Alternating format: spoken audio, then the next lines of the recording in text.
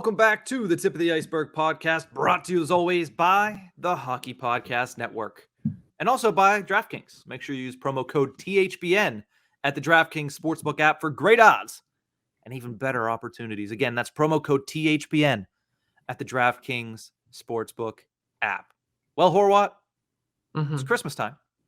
We're wearing our sweaters. Oh, well, like water.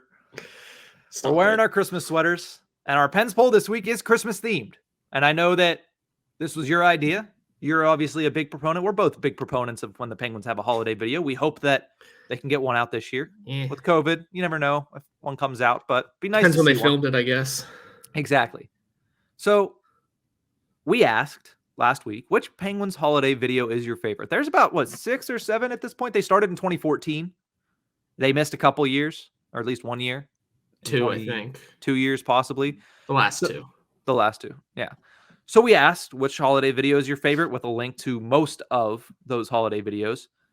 Home Alone, the 2015 iteration of the Penguins holiday video, just absolutely took this far and away. 63% of the vote. The Santa Claus, the 2019 video, 17% of the vote, came in second. Other came in third with 13% of the vote. And A Christmas Story from 2017 finished in last with 7% of the vote. Horwat, I think you might have, but I definitely fell in the other category.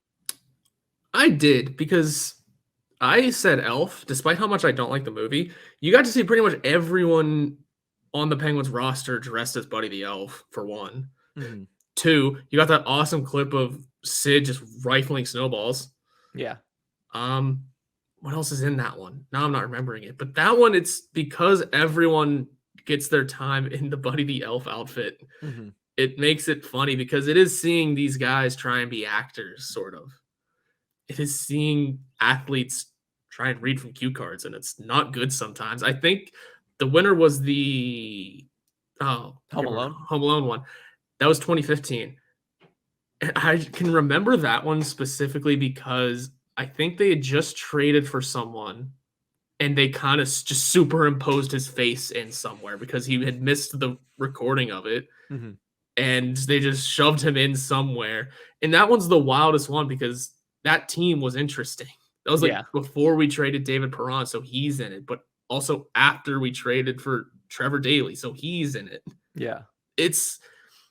That one had such a wide array of players that it's interesting. And that's also the one, the Santa Claus one is the one where we got Sid being Jake Gensel's father. Yes. Lighting up meme Twitter forever. That's what mostly these videos are. It's stuff for social media to clip and enjoy. Yeah. I mean, it's what the first one, the Christmas Vacation, is what gave Evgeny Malkin's bingo. His only part in the entire thing, and it's awesome. And also Sid saying, "Where's the Tylenol?" Yeah. Couldn't let him say "holy shit" though. Yeah, no, they weren't allowed to say that. But for those reasons, my favorite is the Christmas Vacation one. You always remember your first, and that was the Penguins' first holiday video. I absolutely loved it, especially going back and watching through these because you almost forget some of those little moments, the bingo, the where's the Tylenol. You also forget, Kevin Porter was a Pittsburgh Penguin. Yeah, who was on the team. Exactly. So when I went back and actually watched through all of these last week before making my vote, I don't know why I took it that seriously, but I did.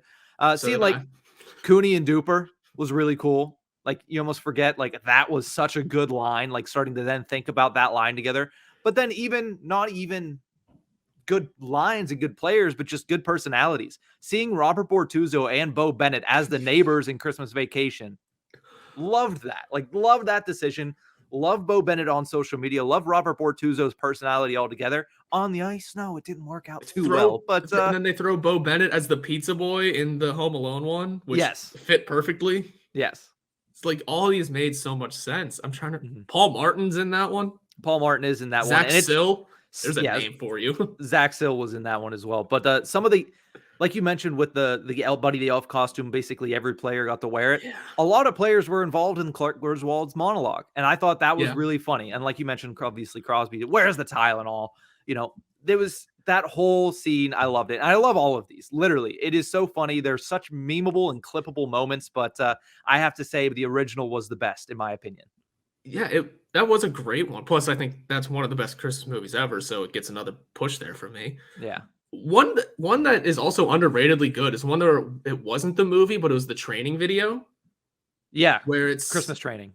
That one was good too. Yeah. It's because it's Tristan Jarry, and I think Tristan Jarry is dressed as someone. It's like a Christmas character. I think he's just a snowman.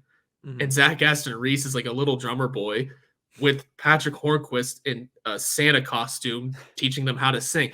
It's always watching these guys just dress up like assholes. Yeah. And just make fools of themselves for our entertainment, and they love it. It's fun.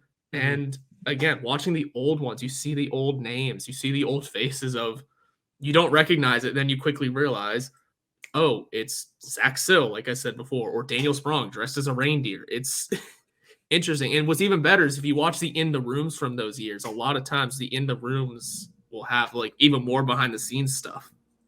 So it all becomes just you lose a couple of hours because you're watching all the videos and you're trying to find the In the Rooms that have the behind the scenes stuff. So it's pure entertainment. It's a damn shame we haven't gotten one in a while. Yeah. But it makes sense. I think I heard from someone on the inside, thanks Megan, who has friends that were interns at the time. I think it was last year or the year before.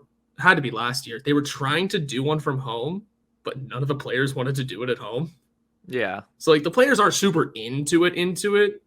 But when they're there and they're finally in front of the camera, it's a great joy. They just didn't want to do it by themselves.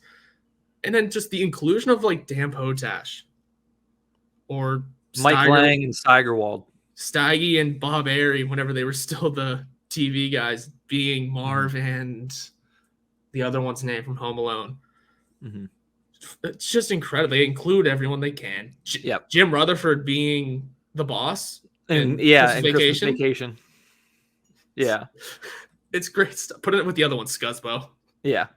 I don't remember who he said that to. I literally just watched that one back again because I wanted to be really fresh when I came to talk about it. But that's going to do it for this episode of the Tip of the Ice-Burgh podcast. Thank you to everybody for tuning in. We will be back with an episode before Christmas. We'll be back on the 23rd. So we'll see Happy Festivus to everybody. And we will see you guys on Thursday. The Penguins will have one game between now and then. So we'll talk about the Penguins and the Devils. Part 2. That's going to be it. Have a good one, hockey fans.